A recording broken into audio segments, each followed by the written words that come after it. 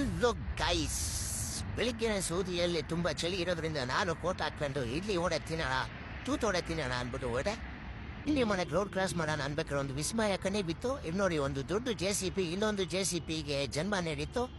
ಇದು ತಾಯಿ, ಇದು ಮಗ, 2 ಜನ ಒಟ್ಟಿಗೆ ಇದ್ದಾರೆ.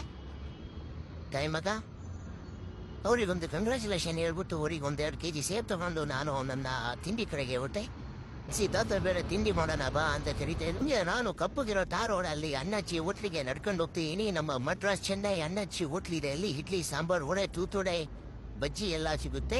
ಅಂದಾಗಿ ನಾನು ಇವತ್ತು ತಿಂಡಿ ಮಾಡೋಣ ಅಂದ್ಬಿಟ್ಟು ಅಲ್ಲಿಗೆ ಹೋಗ್ತಾ ಇದ್ದೀನಿ. ಇದೇ ನಮ್ಮ ಅಣ್ಣಚ್ಚಿ ಕ್ಯಾಂಟೀನು, ಕಫ್ಟೇರಿಯಾ ಬ್ಲೂ ನೈಲ್ಸ್ ಅಂತ ಹೇಳ್ಬಿಟ್ಟು ಒಳಗಡೆ ಫುಲ್ ಮಸಾಲೆ ದೋಸೆನ ತಿರುಗಿಸಿ ಹಾಕ್ತಾರೆ. ನೈಲ್ ದೋಸೆ ಮಸಾಲೆ ಎಲ್ಲ